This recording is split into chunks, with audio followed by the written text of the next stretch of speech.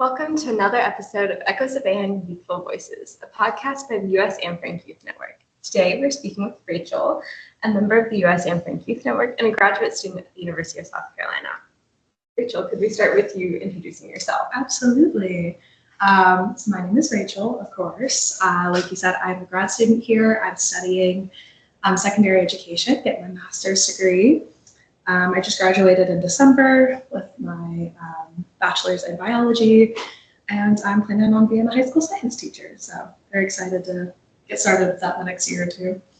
Nice. How did you get involved with the Anne Frank Youth Network? I first started volunteering at the Anne Frank Center here in 2022, so the second year it was open. And it was because I still am a part of a organization called Teaching Fellows, a pre-professional teaching organization. And we do a certain amount of external service, community service. And we partnered with the Anne Frank Center. And I just never left. Nice. Okay, so this episode is with our June theme of Pride. Notably, it's called Pride and it's not just acceptance. How do you feel that word choice shapes your thoughts around the celebration? Absolutely. I love the word Pride. I think that just encapsulates the community so well. And it reminds me of actually an article I read for a class called Tolerance is Not Enough, I believe. And it basically talked about how, we've got to the point in our society where I think it was specifically talking about LGBTQ plus students. But acceptance, tolerance isn't enough. We need to be celebrating people's identities, really valuing people's stories and experiences, and really just the wide range of experiences that we as humans have. I think that's a really beautiful way of looking at people's lives. Absolutely. There's so much diversity that can be celebrated. And I think it would be strange to do anything other than celebrate it. I love that. Why do you think celebrating Pride fits into the missions and the goals of the Youth Network? I think Pride fits in so well with the Anne Frank Youth Network's mission because they really want to promote inclusivity, and they're really all about human rights and advocating for marginalized groups. And it's a little disappointing that we're still advocating for marginalized groups in 2025, but I love that work is being done through the Anne Frank Youth Network. And again, just celebrating everybody's experiences, making sure that every person, regardless of your identity, has the same rights, freedoms, privileges, and that there's not any discrimination happening based on your identity. That's a great answer. So what does Pride mean to you? And is there anything in particular that is important to you when you're celebrating Pride? I mean, when I think about Pride, I think about celebrating. There are so many LGBTQ plus people who have come before us that have really paved the way. And I don't think we would be where we are today without those contributions and honestly those sacrifices in a lot of ways. And so I think it's important to celebrate what we have accomplished and really appreciate and show that gratitude towards the LGBTQ plus community that has come before us. I think that's so true. I think it's so important to recognize how we've gotten to the place where we do have so many more rights. So on that note, one of my other questions was talking about LGBTQ plus history. Is there any moments in the community's history that you think are really really crucial to understanding the community, or that you think are timely, or you would just like to speak on?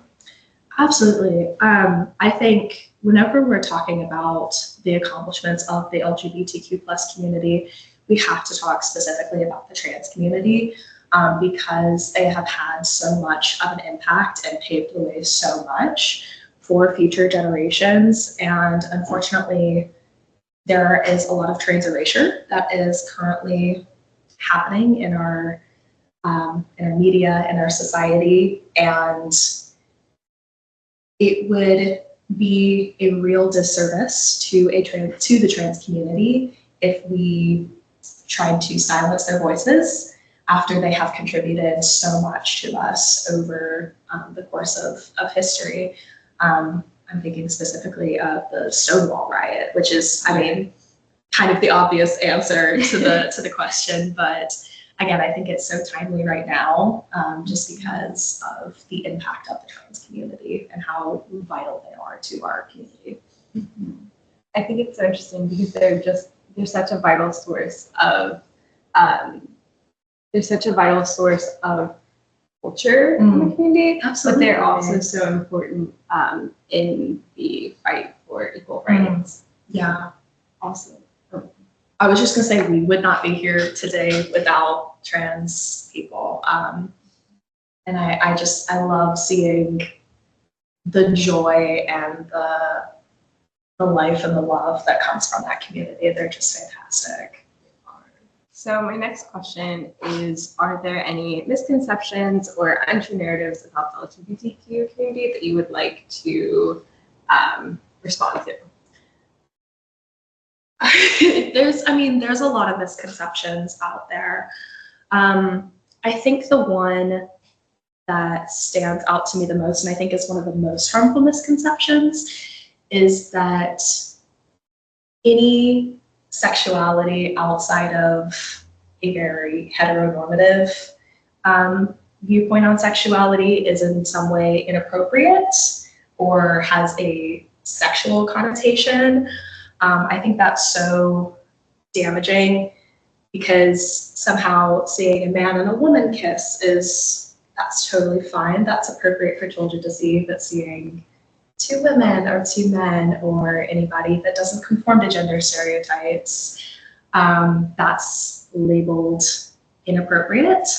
And as someone who grew up very sheltered, it made me see people as very different, as very other, which really made it difficult for me to accept other viewpoints, lifestyles, perspectives. And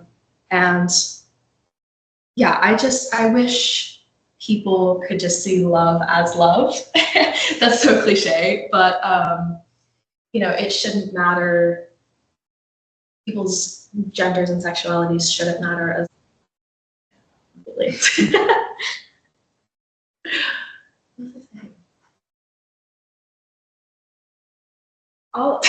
One thing I was thinking of with what you were saying is, I thought it was really how anything outside of heteronormativity is deemed inappropriate. Yeah. Is one, the impact on young kids who are exploring their identity, being told that, but then also the fact that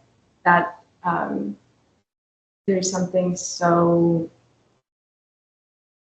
I don't know the word I'm looking for, about seeing anything outside of what you experience as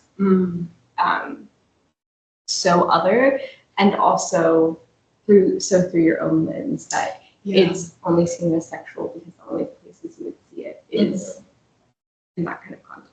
Absolutely, yeah. It's such a damaging mindset to want to push away any kind of perspective that doesn't fit within your worldview, because again, there's such a wide range of human experiences. I think I've literally already said that. So it's, I mean, you're just limiting your perspective, and if that's being pushed on the kids, limiting their perspective as well, and just making it harder for them to navigate such a global society that we have with so many different kinds of people and identities and experiences. Absolutely. How would you define being an ally to the LGBTQ community? I think there are a lot of different ways you can be an ally. As someone who grew up in a very conservative household, it was difficult for me to be very outwardly expressive of my allyship. So I do want to note that not everybody has that kind of ability to be as expressive as they would like to be. But I really think being an ally, and not only to the LGBTQ plus community, but to the trans community, to people of color, is just listening. It's very easy to speak over people, to think that you know what they need, and not really give them the space to have their voices heard. And so I think that's one of the best ways to be an ally, is to just listen and educate, and when possible, use whatever privilege you have to make an impact for that community. I think that's lovely, because from your understanding and your perspective, you can definitely think that you're going to know what they're going to need. Yes. And maybe it's you knew someone else who that's how they would like you to be an ally. But taking the time to listen and get to know every person and what is going to be most beneficial for them is so important. Yeah. Especially when there are so many misconceptions out there. Just take the time to listen and learn. Definitely. So my next question is, how can we challenge homophobia, biphobia, transphobia, and other forms of discrimination?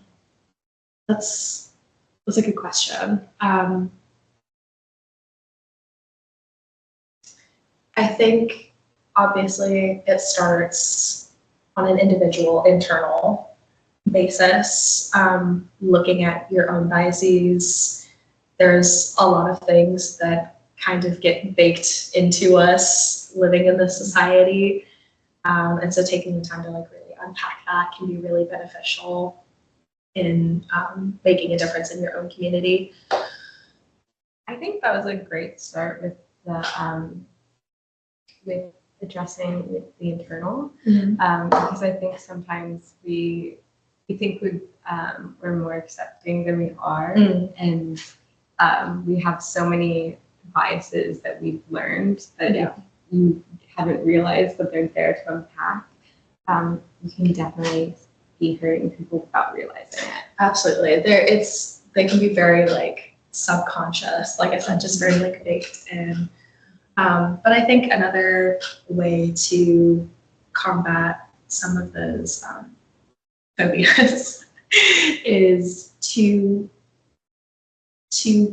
kindly call out the people in your life, and that can be kind of a hard thing to do. It can be a little scary at times, but so much homophobia, transphobia kind of flies under the radar as jokes, as lighthearted discrimination, I guess, in a way. And it can be difficult to call that out, just because you want to assume that people don't actually mean what they're saying, but those words still can have a really harmful impact to the community. Jokes are not just jokes, unfortunately. So I think that's a really easy, day-to-day way to to sort of make that impact. And I think that's so important because having it come from someone that they know is going to be the best way for them to actually consider changing. Absolutely. It has to come from a trusted source for you to really take a look at yourself and consider the impacts that you're having. Yeah, and that's, like I said, that's a tough conversation to have sometimes, and it's not always feasible, but when it is, I think that's a conversation worth having. As you came to understand your identity, did you have any issues in accepting yourself? Definitely. As I mentioned, I grew up in a very conservative religious household, and because of that upbringing, it made it very difficult for me to recognize my own sexuality and explore my sexuality. I had some suspicion that I was not straight as I got into my teenage years, but it was something that I suppressed really heavily because I saw the way that the people around me spoke about the LGBTQ plus community, and I never wanted my loved ones to see me in that way. They had a very negative view. And so it really was not until I came to college that I just had a little bit more space to explore my identity. And I realized pretty quickly that I identify as queer. Bisexual is fine as well. I'm not huge on labels, but yeah, it's something that I am still kind of understanding and figuring out. I've been in a long-term relationship with my fiance for 4 years now. So figuring that out within the confines of a heterosexual relationship was also very interesting. He's been very wonderful and supportive as well. So he's been great. Yeah, and I love the note on the labels because I feel like a lot of times labeling yourself, for some it's freeing, for some it feels constraining. Absolutely. So I think there's something to be said about just using whatever feels right. Absolutely, and I think that was something that was more prevalent. Labels were more prevalent maybe 10 or 15 years back. Everyone was very, I'm trying to think what the right way to say it. Needed to describe Yes, yourself. you needed to have the correct labels. And again, that can be very helpful for some people to understand themselves better, to have those labels. But I think for me personally, and I know for other people as well, those labels can feel very confining, and especially when you're still young, I think there's a lot to be said about having room to explore, and your labels might change half a dozen times, and that's totally fine. I think the same way that people change their majors half a dozen times. It's that period of life where you're exploring, you're figuring it out. So I don't think there should be any pressure to label yourself. I think that's why I felt more comfortable with the identity of queer, because it's more of an umbrella term in a lot of ways.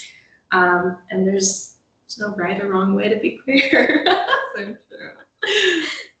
Okay. So, kind of leaning into that, I think that was a lesson that can apply to this next question. If you were talking to a young person who is exploring their identity, what advice would you give them? I think almost exactly what I just said. Don't feel the need to label yourself. You have so much time to figure it out. I mean, that applies to so many aspects of like growing up, entering adulthood, is that there's no timeline that you're on. And if a label makes you feel like you have to behave a certain way or fit a certain set of expectations, then maybe that label's not serving you. And just generally for the community, I think that we're slowly moving away from labels as much to have this more kind of open mindset that, you know, there's many different ways to be a part of the community, and that being queer as an umbrella term looks a lot of different ways. And, you know, yeah, so just don't feel the need to like settle down into an identity if that's not what's serving you. Yeah, I think that's great. I think it's also important because identity is such a fluid thing. Absolutely. So hopefully. Okay. What are some things that young people can do to ensure that LGBTQ voices are heard? I think part of that is having an open mindset. If you are not as familiar with the LGBTQ plus community, you may come in with misconceptions or preconceived notions. And if you really hold on tight to those and don't listen to what people in the community are saying, that can be really harmful. So I think being willing to accept new ideas, that's a hard thing to do sometimes, especially if it goes against the way you were raised or what you have believed for a lot of your life. But I think it's also important that if you don't have people in your life that are part of the LGBTQ plus community, that might be a sign to get more involved, to learn and understand better. If you don't have close friends that are part of the LGBTQ plus community, I think that is a place where you could, if you wanted to get more involved, to learn more, and to really just listen to what people have to say. If you're listening and being respectful and really having an open mind to what they have to say and to what they really need as a community, I think that's a great place to start. Also, uplifting other voices, making really supporting those people, because it shouldn't be just the LGBTQ plus community that is fighting to be seen and respected and have the same rights. It shouldn't be just their fight. It should be everyone who cares about inclusivity and just democracy and human rights. Everybody in the United States should feel safe and feel accepted. And we still have some work to do in terms of that. So I think this should be everyone's fight. So my final question is, are there any last things that you want to share with our audience and kind of end with? Yeah, I mean, I think the one piece that I'd love to end on is just that having a very heteronormative binary gender view of the world is so limiting to so many people and puts them into boxes that they don't wish to be in a lot of times. And I think that is kind of our next step as a society, is to really move beyond the boxes and binaries that we have put ourselves in for so long. And that's a hard thing to unlearn, especially because it's so ingrained in our society at the moment. So just learning to view just the spectrum of experiences out there, sexuality, gender, all of that. There's so many different ways to be a human and to love other people and how you view yourself. So just opening your mind to that, I think, is really important. Today we spoke about pride, identity, and the diversity of the human experience. For more on our Pride Month campaign, or to learn more about the US Anne Frank Youth Network, check out our Instagram at us.annefrankyouth network. Thank you so much for listening, and we'll see you in the next one.